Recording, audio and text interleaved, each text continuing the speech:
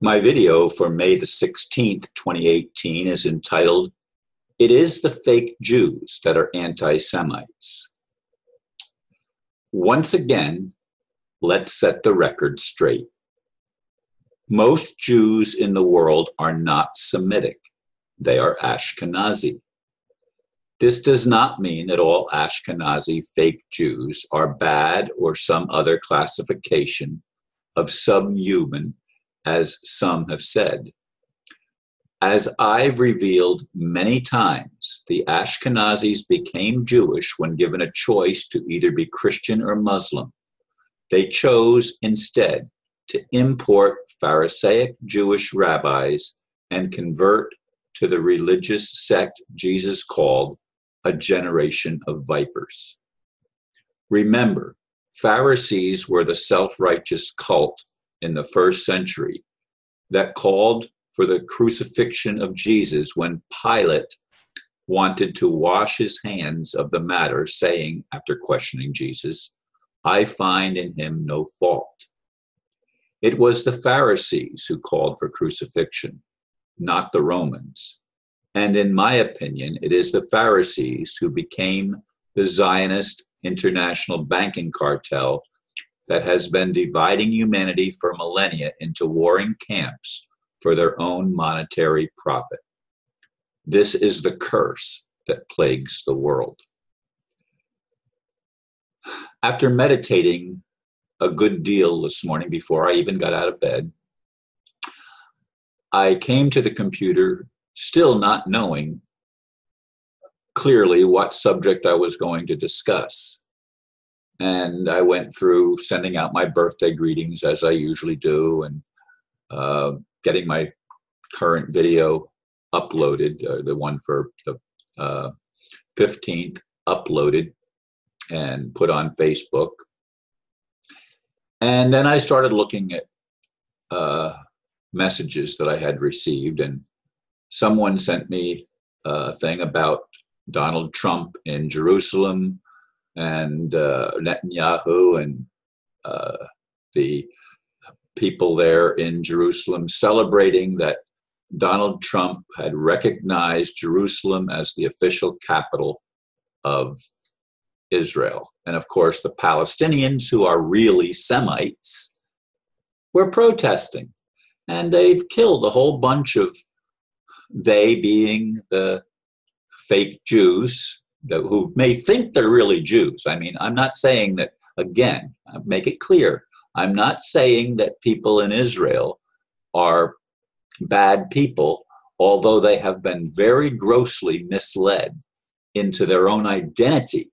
Again, 90-some% of the so-called Jewish population on the planet are not Semitic, and yet they claim people that people that go against their game plan are anti-Semitic. They're not Semitic. The Palestinians are Semitic people. They have the blood to prove it, and that's been proven. I don't have the articles at hand right now, but it has been proven that the Ashkenazis have something different in their blood than the Semites do.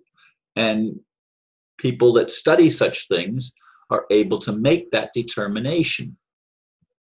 And when I saw that Donald Trump was there celebrating with Netanyahu, that Jerusalem is now the capital of Israel, I thought, oh my God, what great deception we are under. And most Christians have bought into the deception.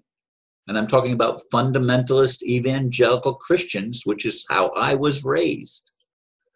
And again, I'm not knocking any grouping of people other than to say that all races, all religions, all of humanity has been infiltrated by dark forces that want war, not peace, that want elimination of those that don't want to play their game. These are demonic extraterrestrials, if you will. But then again, I think we're all extraterrestrial. I don't think any of us originated on Earth. We were all brought in from other sectors of the universe, if you will.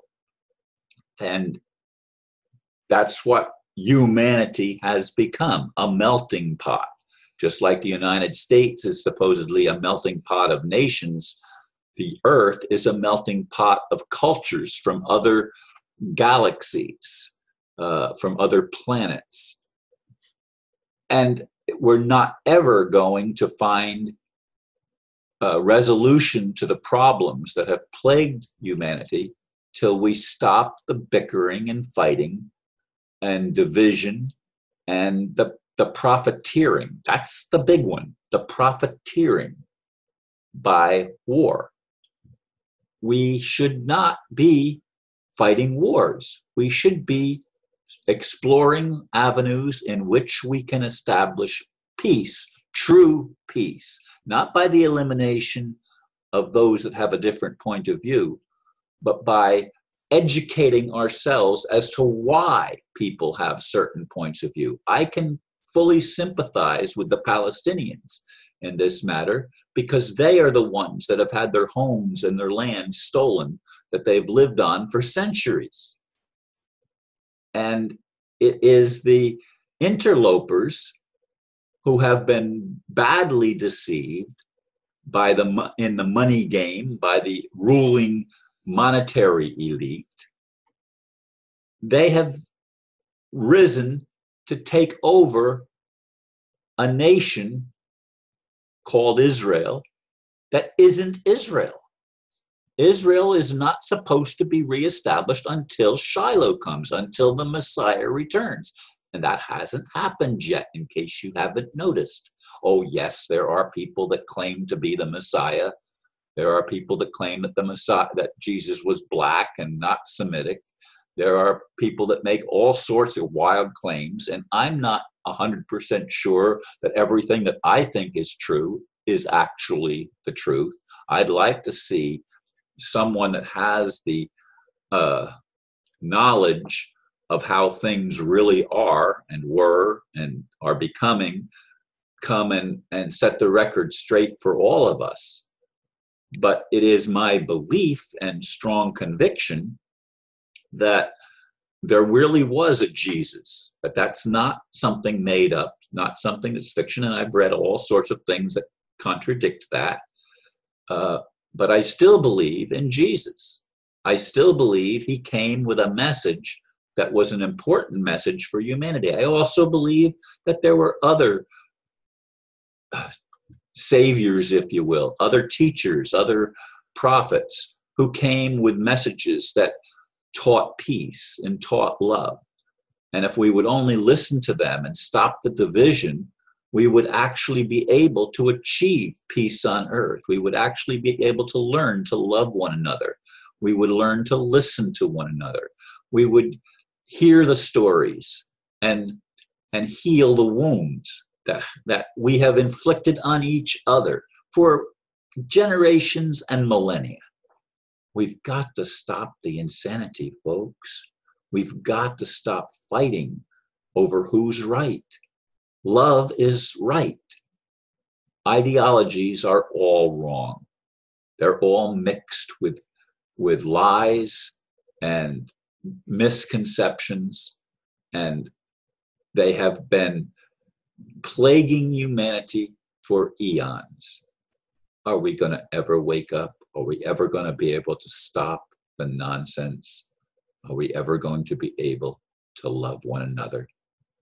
In that, we fulfill all the law, all the prophets, all the religions, but only by loving, not by fighting, not by arguing over who's right, but by simply loving and listening to one another and allowing each of us to have our perspective, to share it, and to learn from the perspective of others. Thank you for listening, and namaste.